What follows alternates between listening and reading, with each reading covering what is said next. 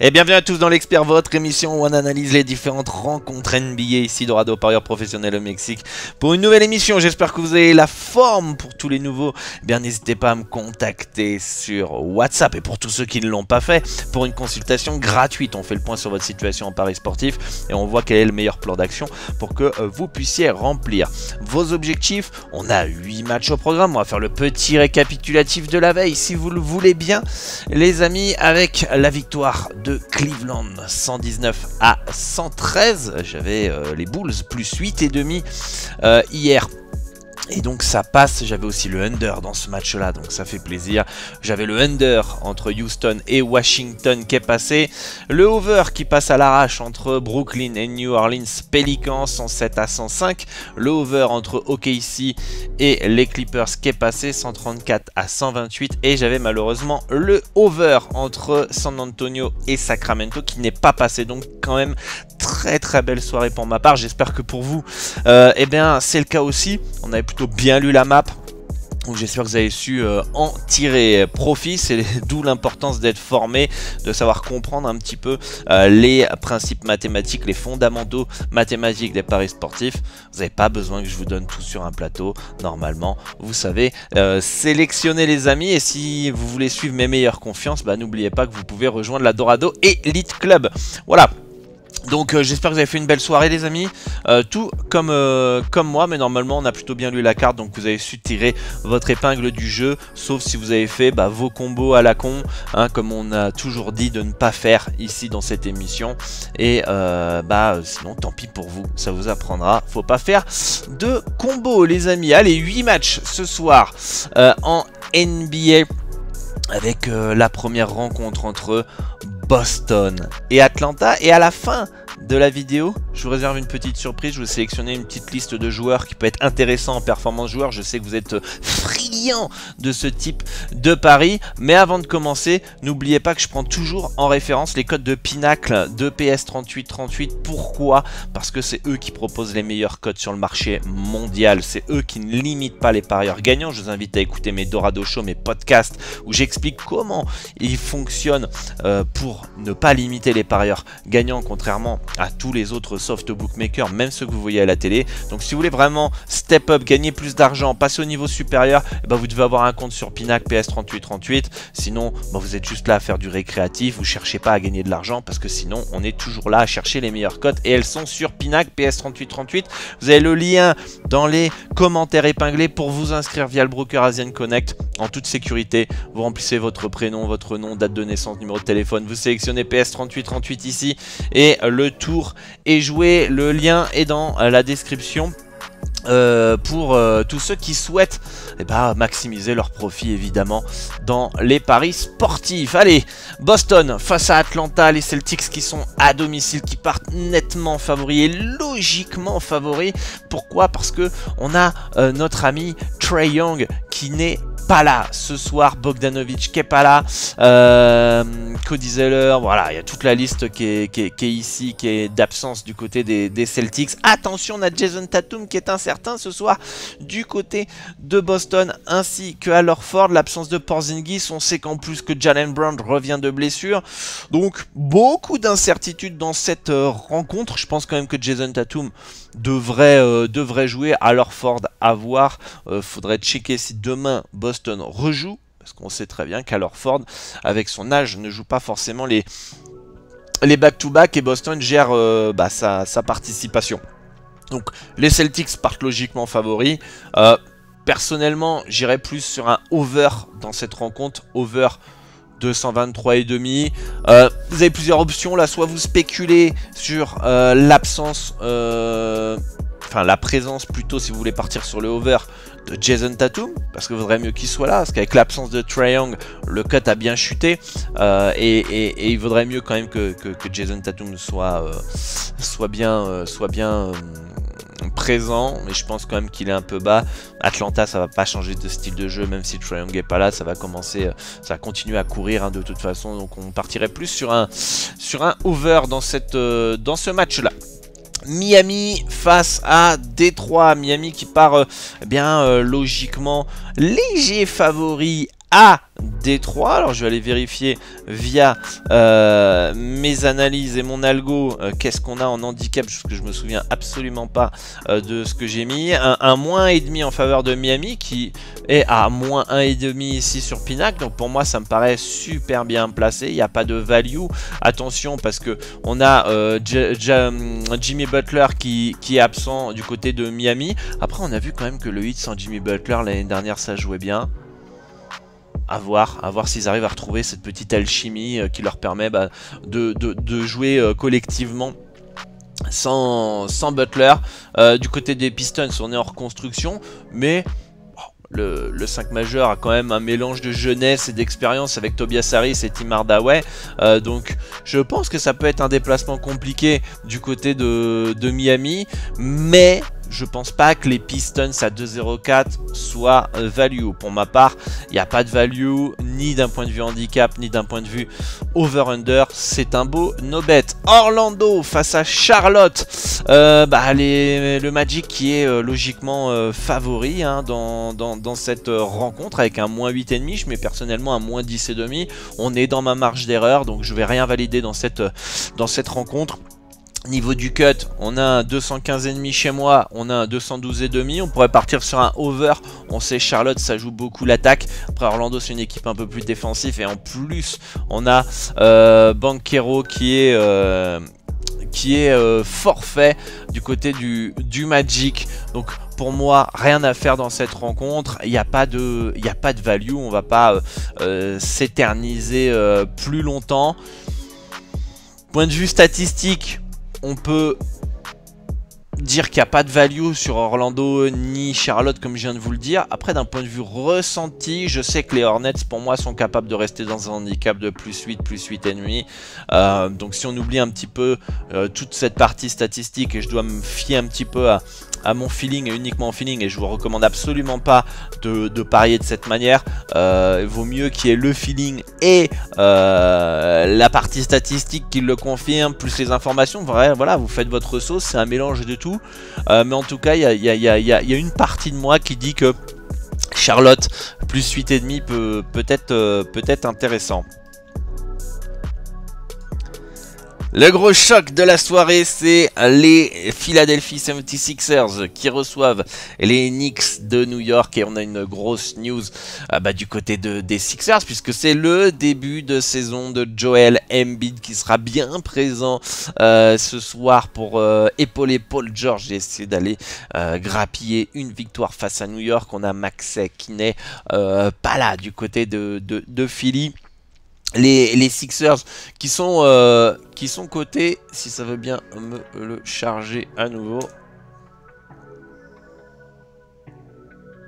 qui sont cotés, bon on va pas savoir à combien ils sont cotés puisque je ne sais pas pourquoi je n'arrive pas à me connecter sur voilà, c'est bon. Allez, un petit bug d'internet là, un peu plus lent. Voilà, donc Philadelphie qui est outsider à domicile face aux Knicks. Au niveau de mon algorithme, j'ai un Philadelphie léger outsider avec un moins 0,5 pour les Knicks de New York. Donc il y aurait légère value potentielle. Alors ça dépend après quelle marge d'erreur vous prenez. Mais en tout cas, légère value potentiellement sur les Sixers. Je pense qu'ils sont vraiment capables de s'imposer à domicile face à cette équipe de New York. Très clairement, pourquoi pas aller chercher un moins 1 à 2,37 si vous estimez que les Sixers à domicile vont faire le taf ce soir. Le over 211 que j'ai validé a déjà bien bougé.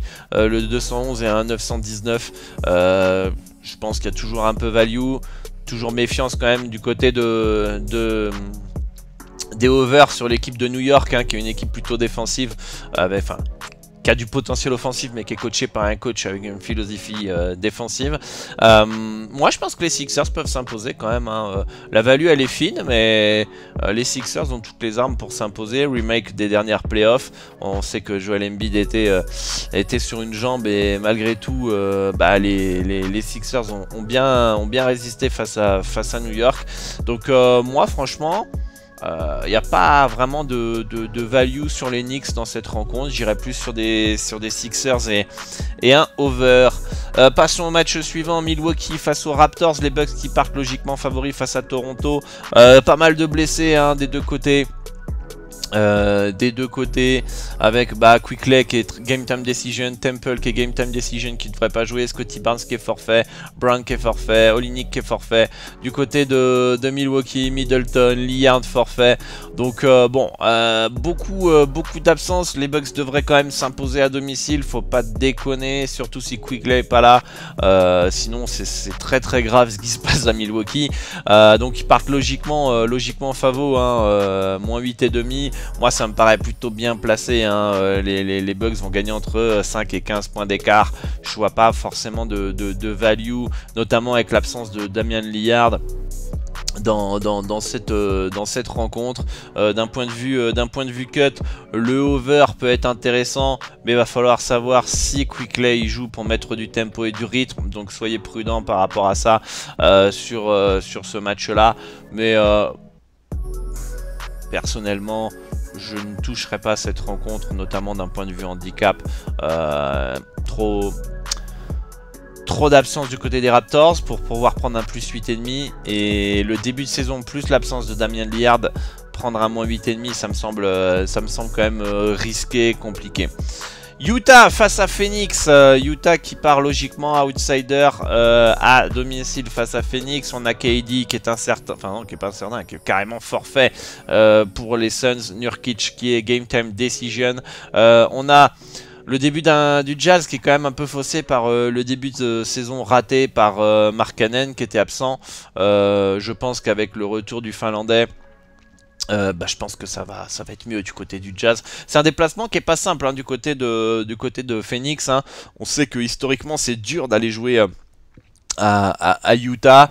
Je pense que ça peut être un match piège si Devin Booker est un peu trop seul ce soir parce que Bradley Beal il est irrégulier, etc. Je pense qu'il va falloir faire un bon match hein, quand même pour Phoenix pour aller s'imposer à Utah. Pour moi il n'y a pas de value, ça me paraît plutôt bien placé. Je mets un moins 5, les bookmakers mettent un moins 4,5, mais encore une fois, d'un point de vue feeling, je pense que ça peut être un match piège, mais le plus 4 pour moi ne sécurise pas assez par rapport au début de saison du Jazz. Vous m'auriez mis un plus 7, plus 7,5. Bon, on va pas non plus rêver de value aussi énorme. Je pense que là, ça aurait été un très bon bet.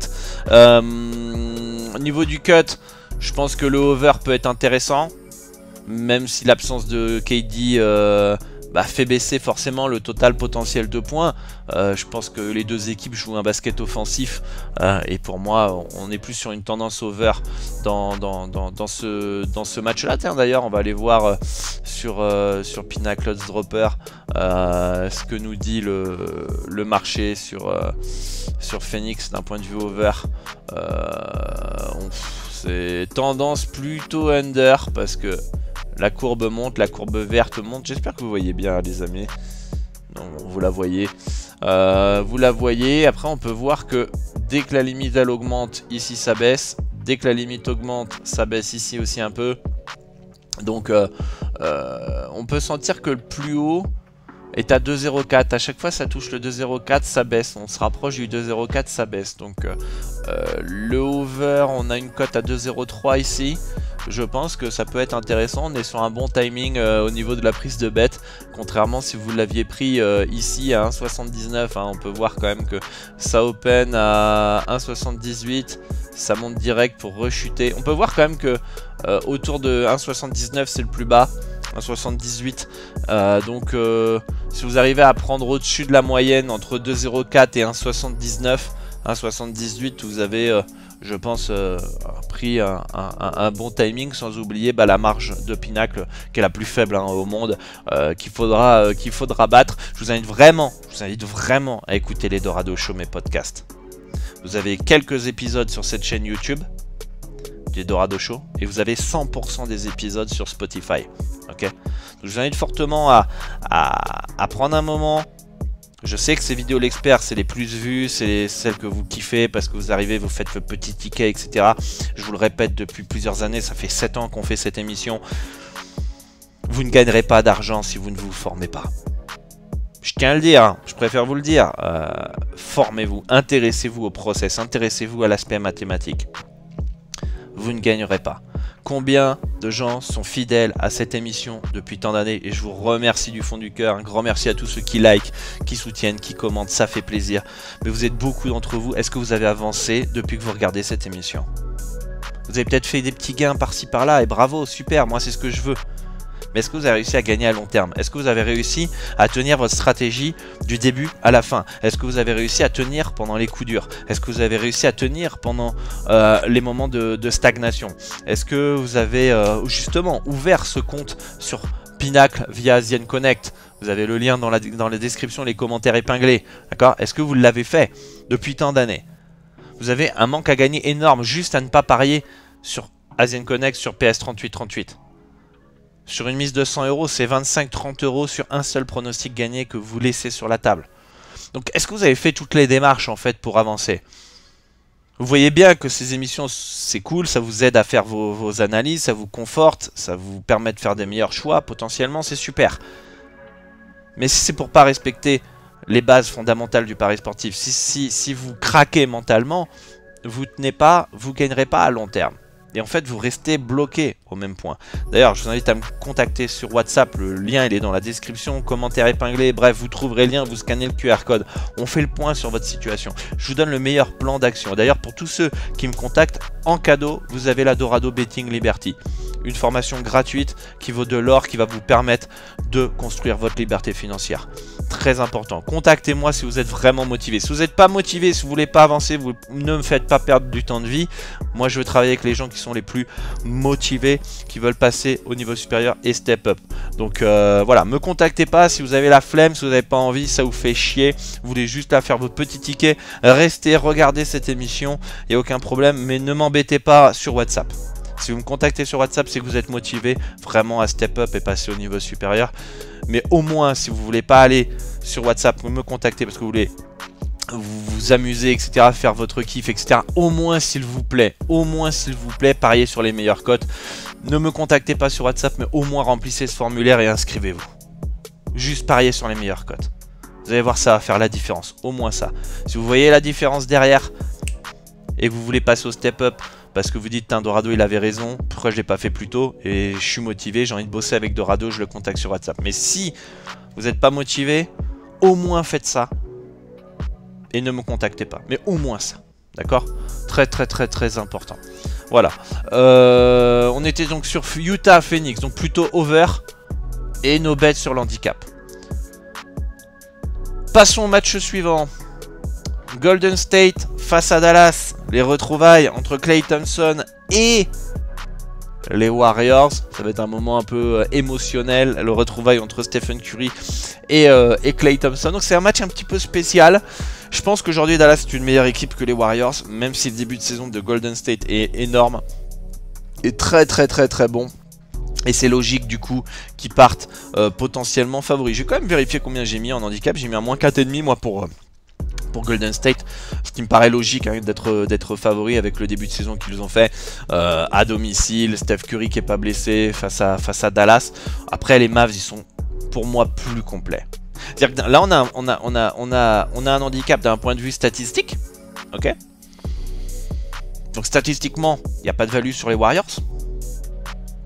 D'un point de vue là on va parler un peu technique, analyse des équipes, des match-up, des rosters, du talent, je pense que Dallas est meilleur. Et je pense que Dallas est capable d'aller gagner à Golden State. Donc Dallas à 2,30, why not? Si vous estimez qu'ils sont valus. Moi je vais pas partir dessus parce que pour moi c'est pas valu d'un point de vue statistique. D'accord? Et c'est important de prendre en compte les statistiques. Ok?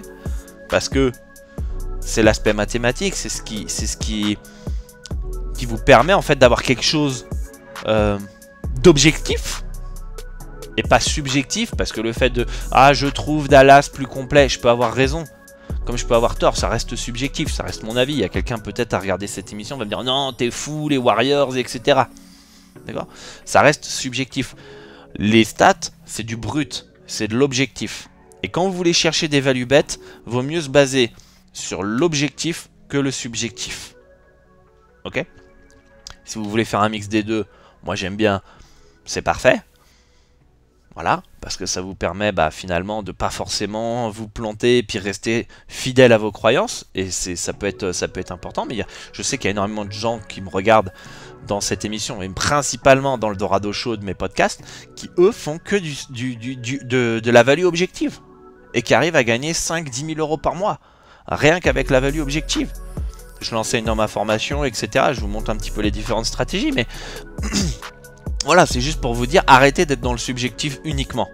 Je trouve que Dallas est meilleur. Je sens que Dallas va gagner.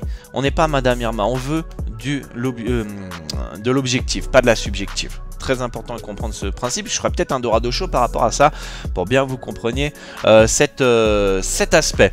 Donc pour moi, j'irai plus quand même sur du Dallas. Je trouve qu'ils sont quand même meilleurs, mais d'un point de vue statistique, sachez-le, il n'y a pas de value. Ok. Au niveau du cut, je pense qu'il est bien placé. On a deux équipes qui sont fortes potentiellement en attaque et qui devraient scorer. Je le trouve plutôt correct en termes de total de points. Pour moi, il n'y a pas de value sur le total. Donc pour moi, rien à faire dans cette rencontre. Mais s'il y a quelque chose à choisir, ça serait Dallas en sec. Voilà. Et enfin, on a fait le dernier match, on a fait le tour là. Dernier match, Portland face à Minnesota. Minnesota qui part logiquement favori, cette équipe de Portland en reconstruction. J'ai envie de vous dire, avec Billups, ça prend pas quoi. Je veux dire, ça y est, Billups, on lui a donné sa chance. Je pense que je serais pas étonné d'ailleurs qu'il se fasse virer dans cette saison ou l'année prochaine. Mais en tout cas, je pense pas qu'il va rester du côté de Portland parce que l'équipe progresse pas. Vous voyez ce que je veux dire? Alors, il y a eu beaucoup de blessures aussi. Beaucoup de blessures et ça a sûrement freiné la progression des Blazers. Les Wolves sont nettement plus forts. Moins 8,5 à l'extérieur. Personnellement, ça me paraît bien placé. Je mets un moins 10. C'est même un... Si on va chercher la cote à 2, on est à un moins 9, moins 9,5. Ça me paraît très bien placé. C'est tout à fait logique. Je pense que les Wolves vont gagner entre 5 et 15 points d'écart. Pour moi, il n'y a pas de value. Après, je les vois quand même gagner. Donc ceux qui veulent les prendre en combo recomposé, qui est aussi une stratégie que j'enseigne dans ma formation. Au début d'émission, je dis faites pas vos combinés à la con. Quand je dis combinés à la con, c'est des combinés de 10, 15, 20 matchs pour essayer avec 1 € de prendre le jackpot. Ça vaut mieux aller jouer au loto, c'est plus sympa. Après, on peut utiliser cette stratégie du combiné, mais de manière plus intelligente. D'accord ? Plus réfléchie. Ok, donc si vous estimez qu'il y a une value sur Minnesota, je pense qu'à 1,284 dans un combo recomposé me semble, ou un combo, mais bon, je vous enseigne ça dans ma formation, un combo peut être intéressant. Ok, donc voilà pour moi pour ce match là. Et au niveau du cut, pour moi c'est bien placé. C'est bien placé, ça peut être over comme under, ça dépend un petit peu du tempo du match. On sait qu'il y a du potentiel offensif des deux côtés, donc ça peut faire over. Les Edwards, etc. Les Jeremy Grant, tout ça, potentiel offensif capable pour un over. On sait que Minnesota est une équipe qui est capable de défendre, porté par Rudy Gobert notamment, et Portland, on sait, ils sont irréguliers offensivement, donc ça peut être dangereux pour le over et favoriser tous ces aspects là pour le under. Passons maintenant sur les petites performances joueurs que j'ai sélectionnées. Tyler Hero, ok, over, on a été voir, on va aller voir ça, il est où? C'est les 3 points moi qui me plaît chez Tyler Hero, il faut retrouver ces 3 points, voilà. Il en met 4 en moyenne par match, son cut est à 3,5 ce soir, ok. Il en a mis 4, lors du dernier match, il en a mis 5 contre Phoenix, il en a mis 5 contre Sacramento. Il tourne en moyenne sur les 10 derniers matchs à 3,7, mais on n'a pas Jimmy Butler, rappelez-vous, ce soir. Ok, et quand Jimmy Butler est pas là, bah forcément il a plus de tirs et Tyler Hero peut scorer à 3 points. Deuxième joueur que je vous ai sélectionné, Jalen Suggs, avec l'absence de de Banchero. Il est sur 2 performances moyennasses, hein, 7 points et 5 points lors du dernier match. On a pu voir que ça a closé à 17,5 hein, son cut. Ok, 18,5 lors des 3 derniers matchs. Là il a baissé, maintenant son cut est à 15,5. On peut voir qu'il tourne en moyenne à 15,27, 15,7. Je m'attends à une meilleure performance du côté de Jalen Suggs. Et surtout face à Charlotte qui n'a pas une défense hyper compliquée à taper. Donc je m'attends à une meilleure perf du côté de Jalen Suggs ce soir face aux Hornets. Zachary Rizaché, le français, qui a un cut à 14,5, il tourne à 12 points de moyenne par match. D'accord, on peut voir que il est un peu irrégulier. Hein, on peut voir qu'il a fait 15 points, 33 points, 7 points contre Détroit, 17 face à Chicago. Ce soir sans Trae Young, forcément ils vont jouer sur lui, c'est le numéro 1 de draft, ils sont là pour le développer, donc forcément le français aura des opportunités de tir. Le cut est à 200, non 200, on prendrait le under tous les jours, à 14,5, je pense qu'il est capable de le faire, je pense qu'il est capable de marquer une vingtaine de points ce soir, tout dépendra de son adresse extérieure, voilà. Jaylen Brown, ce soir, potentiellement under 25,5 ici. Pourquoi under 25,5? 1, je sais pas si vous vous souvenez, l'année dernière les amis, il était à un cut à 19,5.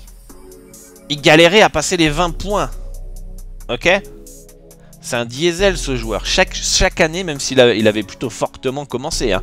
Quand je vous dis diesel, 23, 27, 24, 30, 25, 25. L'année dernière, on serait régalé s'il avait joué comme ça, hein, avec tous les overs que certains d'ailleurs ont pris. Alors, il y a plusieurs possibilités. Soit Jaylen Brown a pris confiance avec le titre de MVP. Et donc du coup maintenant il se lâche et il est à ce niveau-là, à ses 25 points, qui devrait être son niveau. Hein. Voilà, mais on peut voir qu'ici, did not play, il est blessé. Il revient contre Milwaukee, mais 14 points. Donc à surveiller la présence ou non de Jason Tatum, parce que s'il n'est pas là, forcément, danger pour le under. Si Tatum est là, je m'attends à ce que Jaylen Brown soit un peu plus, comment expliquer, un peu plus en retrait.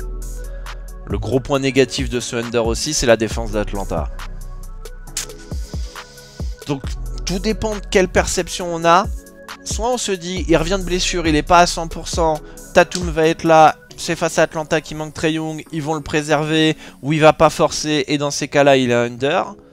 Soit Tatum il est là, enfin il est pas là, donc lui c'est le go-to guy, il n'y a personne en face, il y a une défense de merde, et du coup il fait un gros carton. Voilà.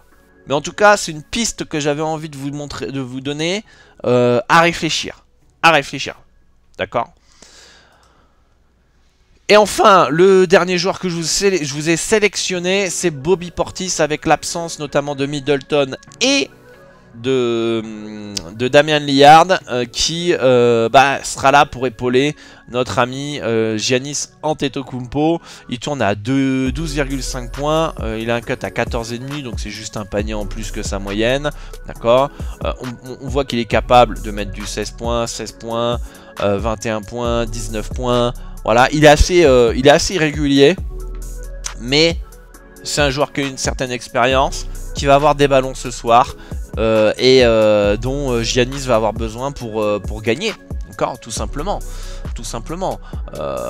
Pour moi, Bobby Portis va être un joueur important ce soir si les Bucks veulent réussir à s'imposer face à Toronto. Donc je pense que c'est un profil assez intéressant. Voilà, c'est pas ma spécialité les performances joueurs, les amis, vous le savez, moi je suis sur handicap, maintenant over-under.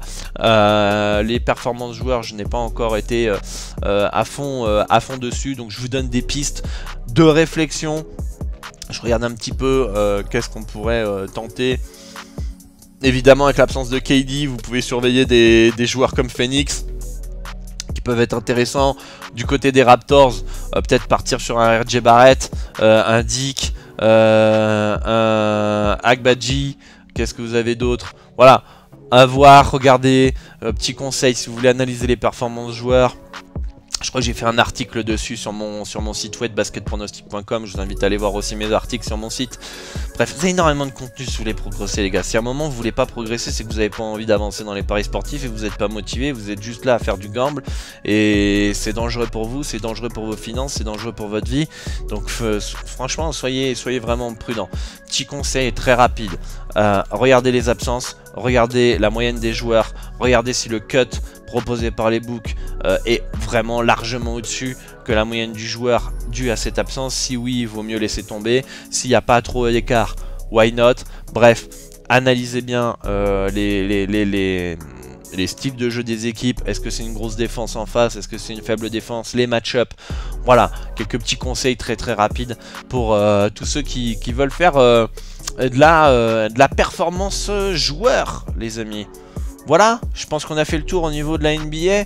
Une grosse carte complète. J'ai essayé de vous apporter un maximum de valeur, un maximum de conseils au-delà des analyses, comme toujours.